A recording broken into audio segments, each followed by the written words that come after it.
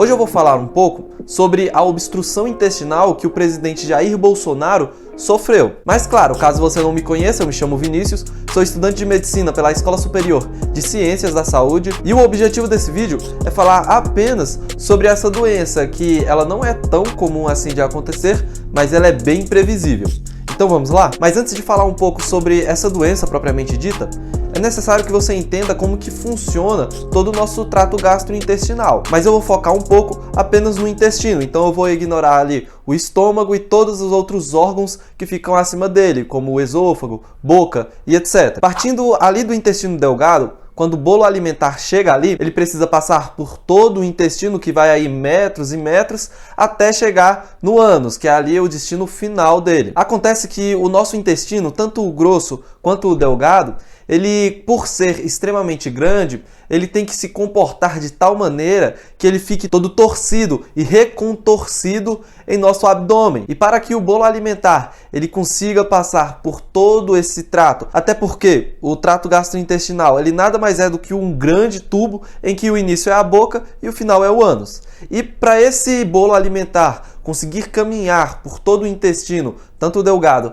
quanto o grosso, ele precisa se locomover por peristaltismo. O peristaltismo nada mais é do que esse movimento que o alimento ele tem dentro do intestino.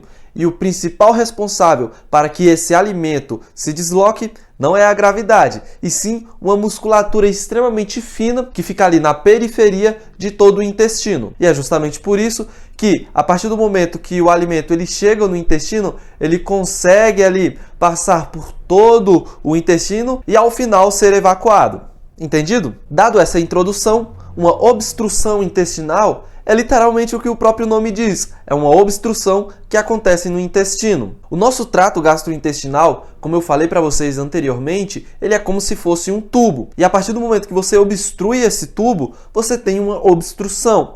Caso essa obstrução aconteça no intestino, teremos uma obstrução intestinal. Essa obstrução ela pode ser classificada principalmente de duas formas, uma obstrução parcial e uma obstrução total. A obstrução total, consequentemente, ela é mais grave que a parcial, justamente porque ela obstrui totalmente a luz daquele intestino. Falando um pouco agora sobre os sintomas, a obstrução intestinal, por ser classificada como um abdômen agudo, ela tem aqueles clássicos sintomas, como uma dor forte, intensa e de maneira abrupta, vômitos, enjoo, náuseas podem aparecer também, uma distensão abdominal pode ser palpável e visível, além de diversas cólicas que a pessoa pode sentir. Não é comum, mas o paciente ele pode vir a apresentar também um quadro febril. Em resumo, o mais importante aqui é a gente conseguir diagnosticar o mais rápido possível, justamente porque é um quadro de abdômen agudo.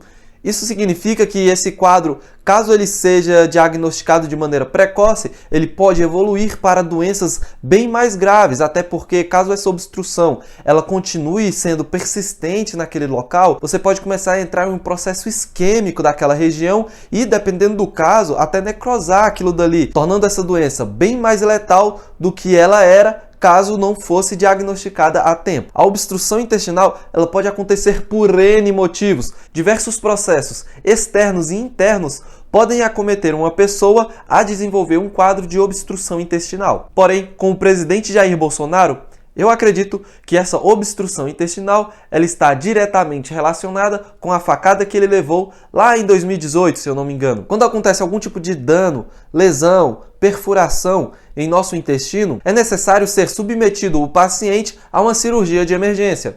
Isso porque o conteúdo intestinal é extremamente prejudicial ao nosso organismo. E além disso, quando a pessoa ela é submetida a uma cirurgia no seu intestino, é preciso retirar aquela região que foi danificada e depois suturar o que sobrou e que esteja íntegro. Acontece que quando você faz esse procedimento, como em qualquer outra parte do nosso corpo, o nosso intestino também vai cicatrizar. Se eu cortar o meu braço, eu costuro ele e essa região vai cicatrizar. Se eu corto minha testa, vai acontecer a mesma coisa e no intestino também não é diferente. Caso aconteça uma sutura ali, ela precisa ser cicatrizada. O problema é que quando o intestino ele se cicatriza, ele perde aquele tecido que eu citei lá no início do vídeo, o tecido muscular que favorece o peristaltismo, que faz um movimento do bolo alimentar dentro do intestino. Em resumo, essa região que está cicatrizada do intestino, ela não tem mais a musculatura que fica se contraindo para favorecer com que o bolo alimentar caminhe dentro de todo o nosso intestino. Além disso, por conta do nosso intestino ficar todo contorcido dentro do nosso abdômen, é muito comum que essa região cicatrizada ela fique dobrada, justamente porque todo o nosso intestino ele fica redobrado em nosso organismo. E caso isso aconteça, o risco de acontecer uma obstrução abdominal é um pouquinho maior. Além disso, ainda temos um outro problema. O nosso intestino, tanto o delgado quanto o grosso, eles absorvem água desse bolo alimentar, fazendo assim com que ele fique mais viscoso. O problema é que quando acontece uma obstrução intestinal, essa região começa a emitir diversos mediadores inflamatórios e, não obstante, eles continuam absorvendo a água desse bolo alimentar, fazendo com que, em casos bem mais graves e intensos, esse bolo alimentar se torne um fecaloma, prejudicando ainda mais o quadro clínico do paciente e piorando o prognóstico. Por isso que é extremamente necessário fazer um diagnóstico precoce e tentar fazer o tratamento o mais rápido possível para evitar com que esses problemas aconteçam. Tecnicamente falando, essa cicatrização que acontece no intestino de alguém que sofreu um dano, ela é conhecida como a aderência intestinal e ela é a protagonista em obstrução intestinal pós-cirúrgica. O tratamento ele depende de diversas análises que a equipe médica vai ter com aquele paciente. Mas, via de regra, o tratamento ele vai girar aí em torno do que provavelmente você está imaginando.